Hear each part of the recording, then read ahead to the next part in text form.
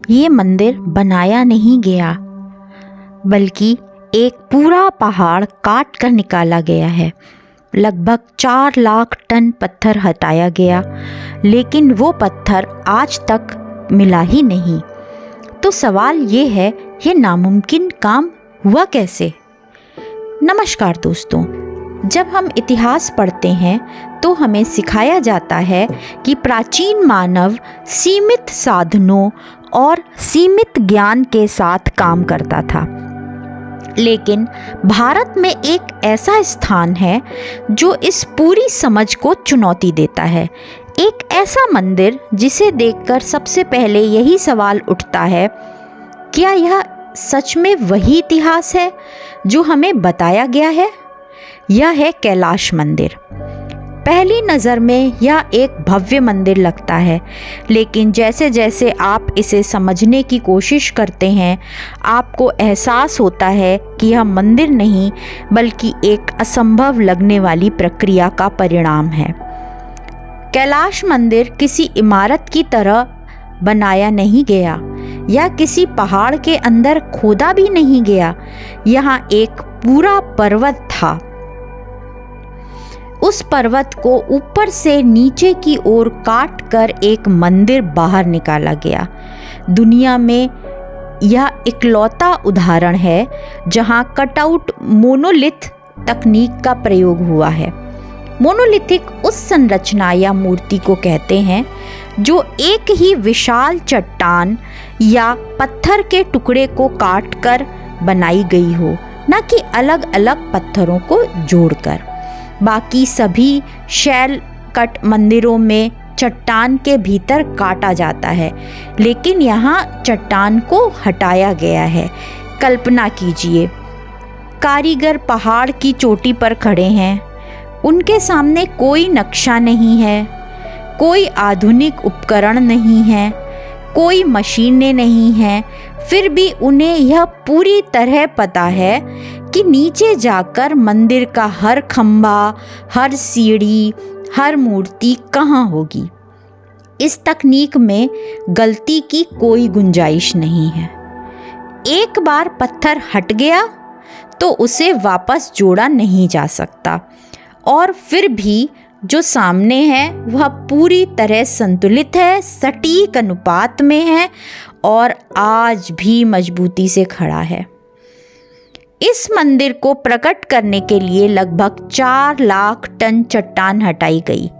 अब ज़रा रुककर सोचिए, अगर कोई कहे कि हर घंटे 5 टन पत्थर हटाया गया, हर दिन काम हुआ, तो भी इस काम में करीब 18 से 20 साल लगेंगे।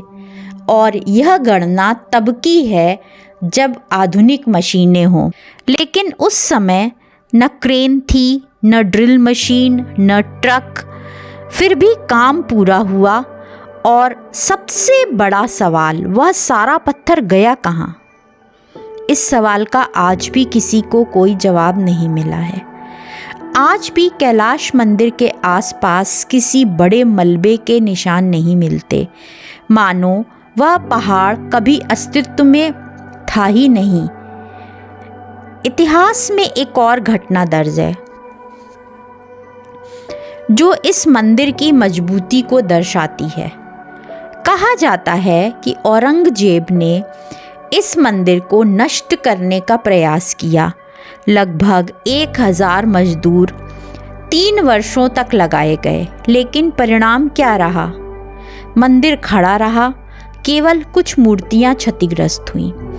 यह कहानी केवल आस्था की नहीं है, यह पत्थर की गुणवत्ता, भार संतुलन और संरचनात्मक इंजीनियरिंग की कहानी है।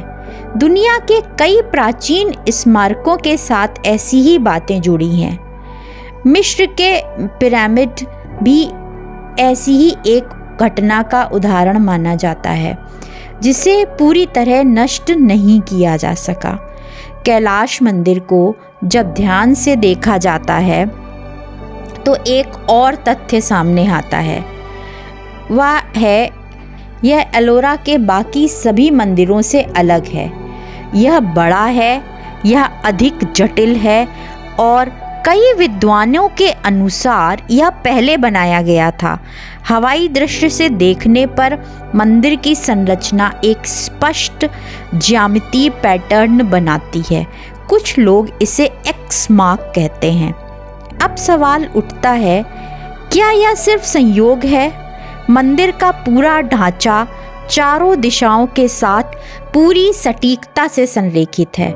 इसके लिए सूर्य की गति, दिशाओं की पहचान और गणितीय गणनाओं की गहरी समझ आवश्यक है, और यह समझ किसी साधारण ज्ञान से संभव नहीं है। मंदिर के भीतर प्रवेश करने पर और भी रहस्य सामने आते हैं। एक ही चट्टान में पुल बनाए गए जो टावरों को जोड़ते हैं। बारिश का पानी एक निश्चित दिशा में बहता है। निकासी के लिए अलग अलग नालियां बनाई गईं।